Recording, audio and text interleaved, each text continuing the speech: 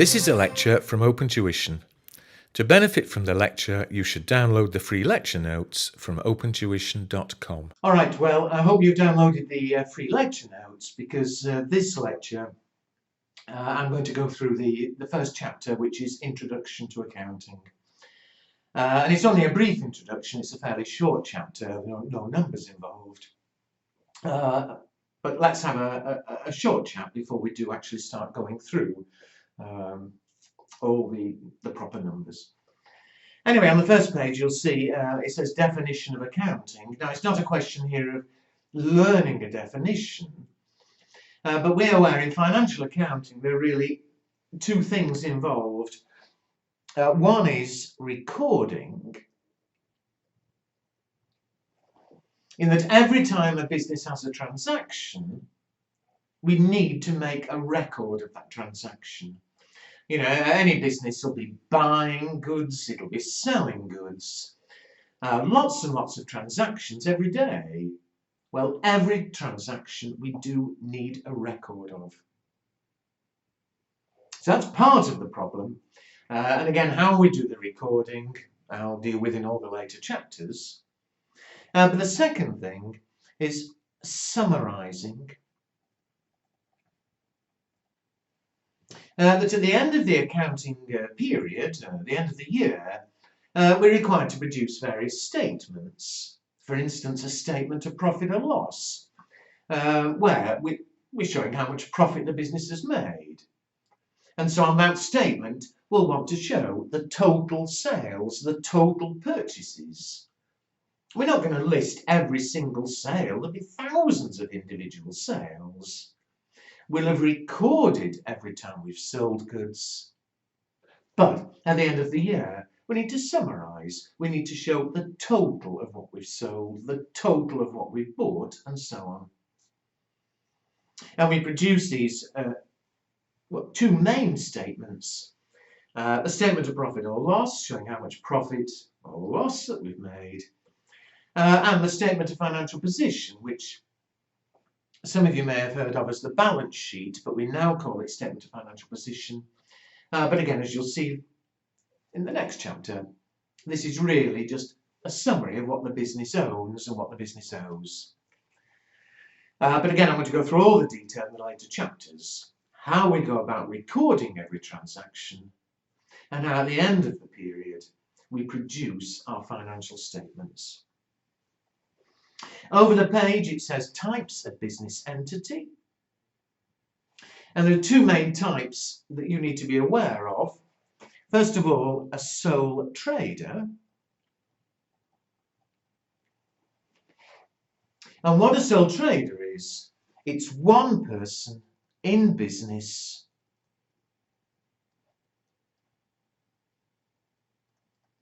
on their own.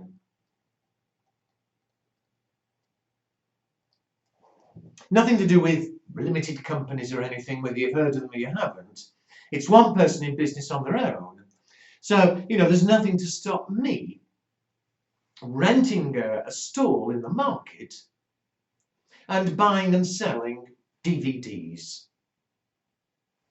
Fine, just go along, buy a load of DVDs, rent this stall, sell them, and of course I hope to make a profit.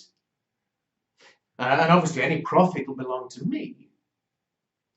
But what's important about a sole trader is, as far as the law is concerned, I am the business, and if the business collapses owing money, and there's not enough money in the business to pay the bills, it's me who's got to pay the bills.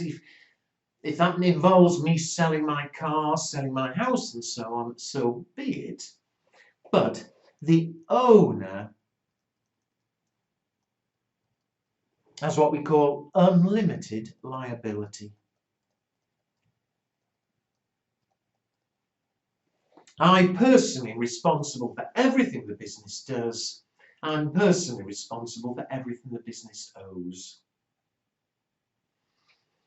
The other type of business is a limited liability company.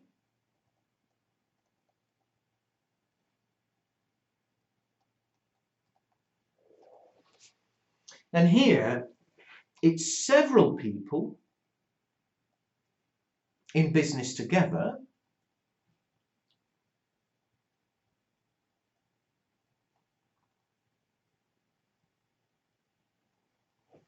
So maybe 10 of us decide we're going to start a business going, and perhaps we all put in $100 and the business can start buying a shop or something.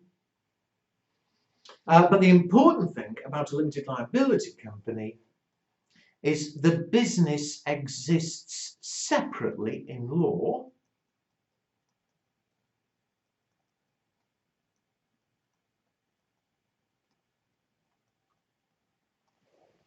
the company registers with the state. It exists completely separately from the owners, and there are laws that apply to the business. The business pays tax and so on.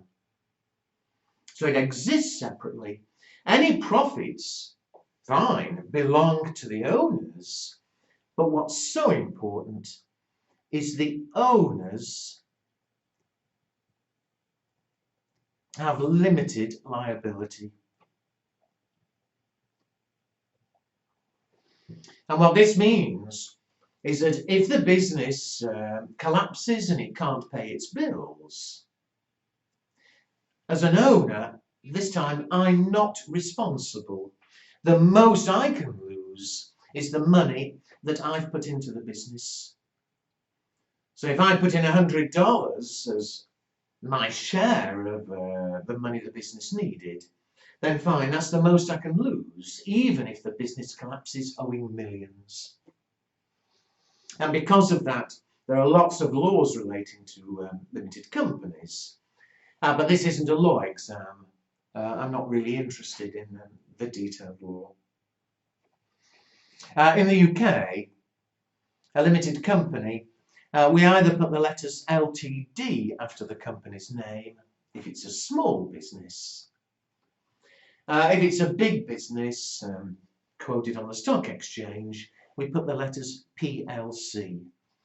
LTD stands for limited, PLC is public limited company. Again, this isn't a law exam, and you won't be tested on the words. But if ever you see in a question mention of X LTD or X PLC, it simply means it's a limited company. You'll also see mention on that page of partnerships.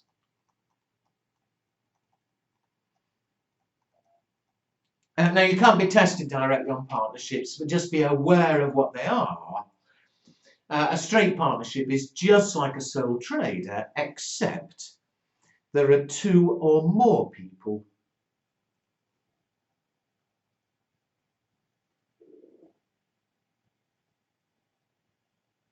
In business together. So maybe two of us decide to form, to rent a stall and sell DVDs on the market for the two of us. So we'll both put in some money, and any profits we'll share between us. But, as I say, it's just like a sole trader, but with two or more people. The owners have unlimited liability.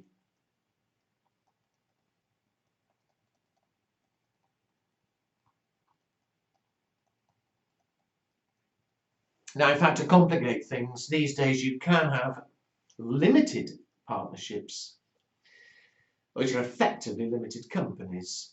But I'm not terribly interested. I say you're not going to be tested directly on that partnerships. What we're concerned with is sole traders and limited companies. And in fact, most of what we do, the recording certainly is the same for both. Makes no difference. It's simply limited liability company.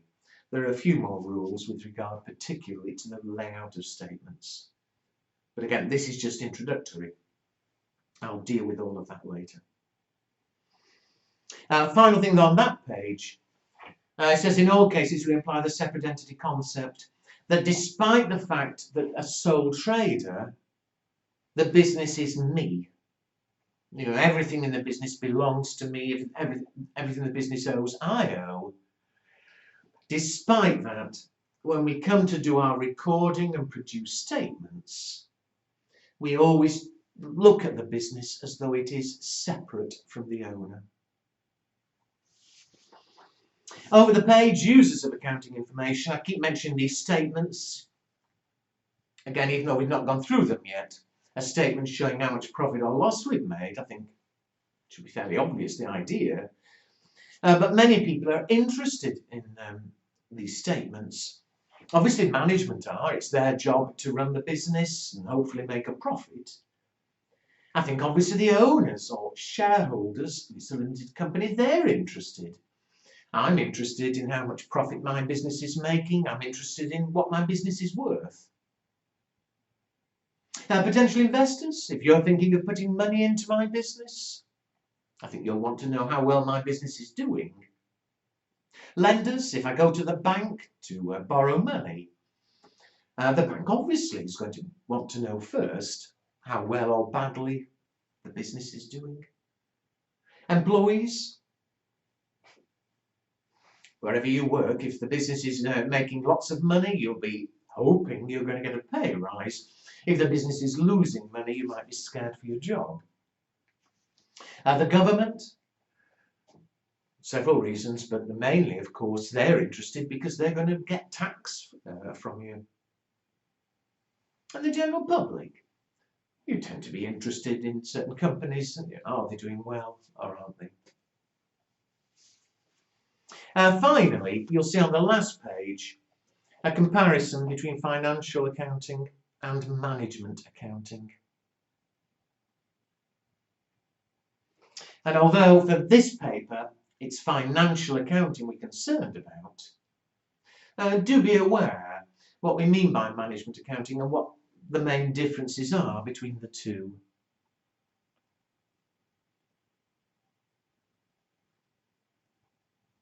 Sorry, I'm sort of setting up the same table that there is in the notes.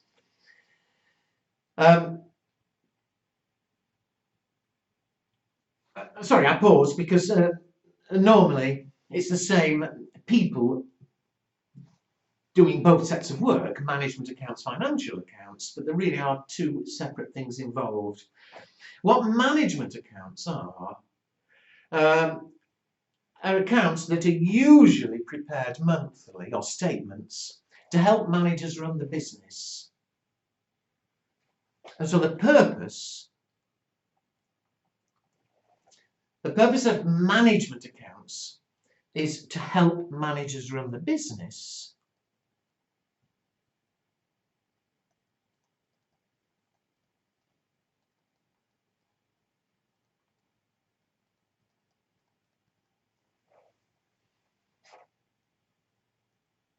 Whereas financial accounts, it's hard for me to say everything at once here. I'm going to write several things down, but financial accounts, the state requires accounts once a year to give information to those users I mentioned on the previous page.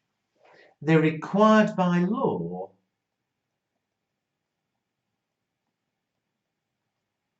once a year. Now that leads in directly to the timing. Management accounts, most businesses, it's not a rule, but most businesses once a month will prepare certainly profit statements to show how well we're doing. Once a month, I beg your pardon, I think I said once a year. They'll generally prepare statements once a month because managers want to know, if in January things are going wrong, they want to know in January, then they can try and sort out the problem for February. So management accounts are usually prepared monthly. But I've already said, financial accounts, the law requires them once a year.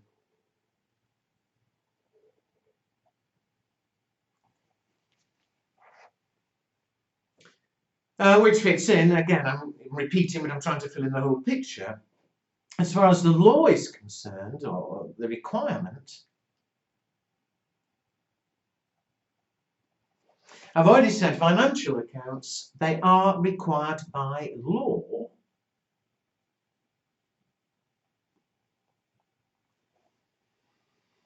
Management accounts, these monthly accounts, there's no legal requirement to produce them. Not every company does. Most do, but only because it's helping the managers. They are not required by law.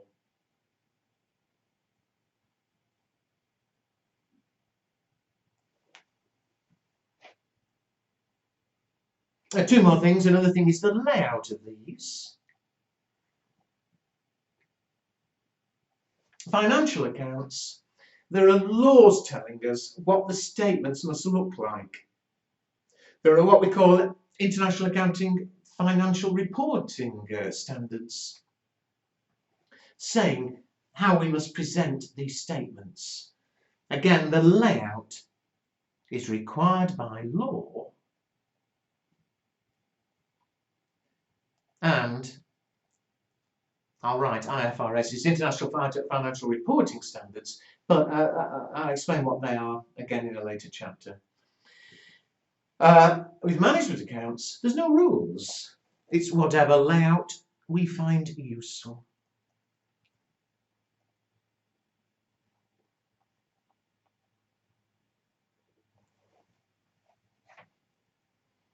And finally, the reporting, who's using these statements. Well, the management accounts are only used internally. They're internal. They're used by the managers.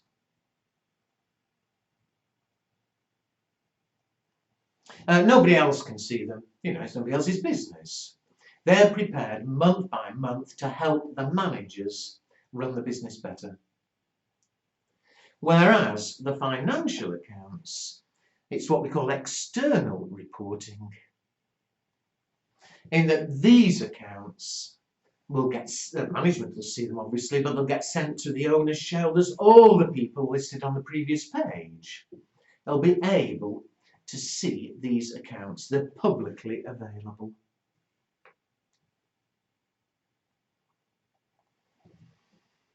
Now, if I'm saying don't go learning all of that, we're not really concerned, or we're not concerned at all in the rest of these notes with management accounting. We are concerned with financial accounting, how we're required to record transactions, how we're required to produce these statements. Management accounting, we're not interested in at all. I don't know what other exams you've done so far, but you're examining on that separately. But do be aware they are two separate things, even though it may be the same accountants that are involved. Okay, well, that's the end of that. In the following lectures, we'll start going through how we go about recording these transactions, what these statements are, and how we go about preparing them. Good.